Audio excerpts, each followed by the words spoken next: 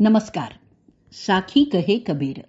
कबीरांचे दोहे आणि त्याचं स्वैर मराठी रूपांतर. हे रूपांतर केलेलं आहे सौ मनीषाताई अभ्यंकर यांनी. आपला भाग चाललाय 351वा. प्रकरण चाललंय 61वा. गुरु सीच हेरा कौ अंग. दोहे आज आपण घेणार आहोत 105 ते 108. प्रथम आपण 105वा दोहा ऐकूयात. बीज कबित बतावे जो वित गुप्ता हो, ऐसे शब्द बतावे जीव को भूजे बिरला को. बीज कबित बतावे जो वित गुप्ता हो, ऐसे शब्द बतावे जीव को भूजे बिरला को. बीजक या शब्दाचा अर्थ आहे गुप्त धनाचा नकाशा किंवा खातेवही. दोह्याचा अर्थ ऐकूयात. बीजक म्हणजे खातेवही. खातेवही लपवून ठेवलेल्या गुप्त धनाचा पत्ता सांगते. तसंच सद्गुरू जीवाला त्या गुप्त खजिन्याचा पत्ता सांगतात.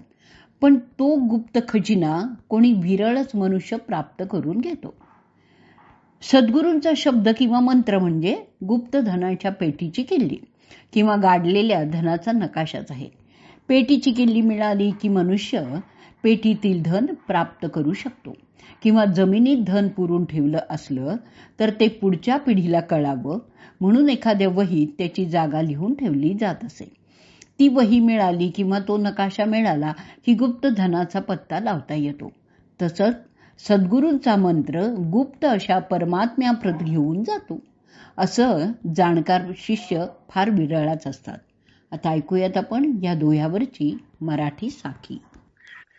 गुप्त धनाचा पत्ता सांगे जैसे रेखा चित्र, एखादाच जाणे आत्मा मिळाला गुरुमंत्र. गुप्त धनाचा पत्ता सांगे जैसे रेखा चित्र, एखादाच जाणे आत्मा मिळाला गुरुमंत्र. पुढचा दोहा ऐकूया 106वा. सतगुरु के परताप ते मिटी गया सब दुख दर्द, कहे कबीर दुविधा मिटी गुरु मिलिया रामानंद. सतगुरु के परताप ते मिटी गया सब दुख दर्द, कहे कबीर दुविधा मिटी गुरु मिलिया रामानंद. दोह्याचा अर्थ ऐकूयात. सद्गुरूंच्या प्रतापाने सर्व दुःख वेदना नष्ट झाल्या. कबीर सांगतात की रामानंदांसारखे गुरु मिळाल्यामुळे सर्व प्रकारची दुविधा नाहीशी झाली. कबीरांचे गुरु कोण होते याविषयीच्या विवादावर ही साखी पांघरून घालतीये. कबीरांनी इथे स्पष्ट शब्दात आपल्या गुरूंचं नाव सांगितलेलं आहे. रामानंदांच्याकडून त्यांना काशीच्या घाटावर राममंत्र मिळाला होता. त्या मंत्रामुळेच त्यांना अद्वैत स्थिती प्राप्त झालीय. अद्वैत स्थिती प्राप्त झाल्यामुळेच ते सुखदुःखातीत झालेले आहेत. आता आपण ऐकूयात ह्याच दोह्यावरची मराठी साखी.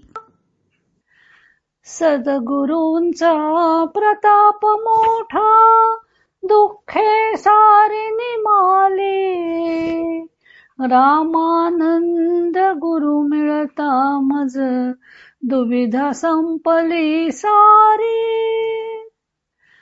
सद्गुरूंचा प्रताप मोठा दुःखे सारी निमाले, रामानंद गुरु मिळता मज दुविधा संपली सारी. पुढचा दोहा ऐकूयात 107वा.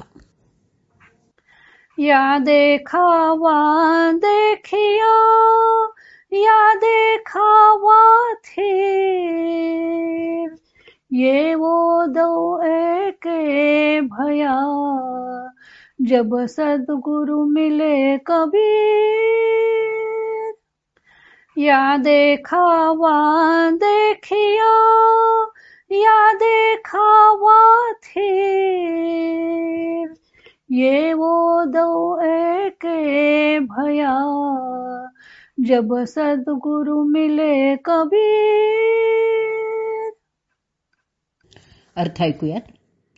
कबीर म्हणतात की सद्गुरू प्राप्ती होऊन त्या परमतत्वाशी मिलन झाल्यावर हे पाहिलं, ते पाहिलं, हे अस्थिर, हे चलमान आहे, ते स्थिर आहे, हेही आहे, तेही आहे, त्या सगळ्या गोष्टी निरर्थक आहेत.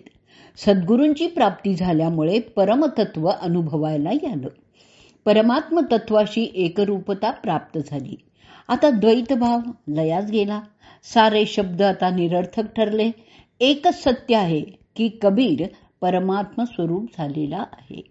आता ऐकूयात मराठी साखी.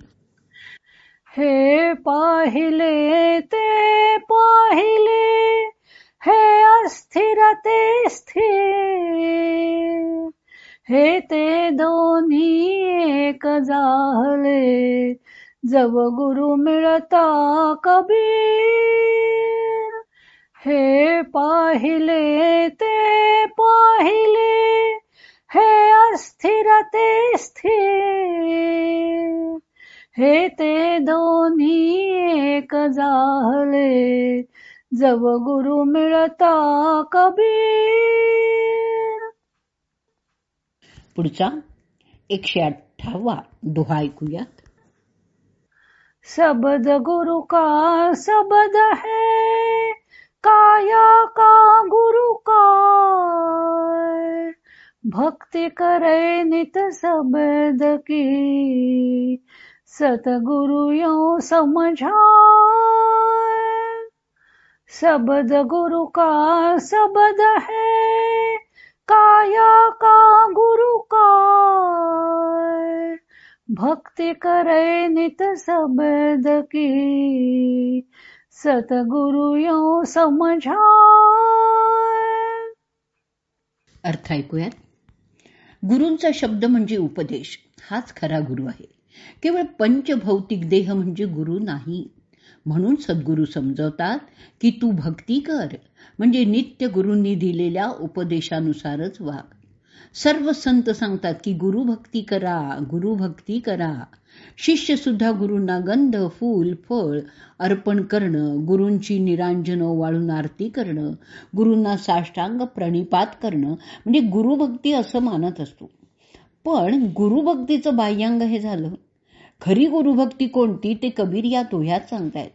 गुरूंनी जरी भौतिक शरीर धारण केलेलं असेल तरी की गुरूंचं पंचभौतिक शरीर म्हणजे गुरु नाहीत. गुरुतत्व हे अमर्याद सर्व ठिकाणी सामावून राहिलेलं आहे आणि गुरूंचा देह तर नश्वर आहे. तो एक दिवस जाणार आहे. मग भौतिक देह नाहीसा झाला की शिष्य गुरूंना फोटोत मर्यादित करतो आणि फोटोचंच पूजन करतो. पण कबीर सांगतात की खरी गुरुभक्ती म्हणजे गुरूंनी सांगितलेल्या उपदेशाचं आचरण आहे. त्यांनी दिलेल्या सोहम मंत्राचं सतत स्मरण करणं आहे. आता आपण ऐकूयात या दोह्यावरची मराठी साखी आणि या साखीबरोबरच आजचा भाग आपण इथे संपवणार आहोत. देह गुरुचा गुरु नव्हे रे, मंत्र हाच गुरु मानी, समजावी ती गुरु भक्ती तिची, उपदेश जो आचरणी.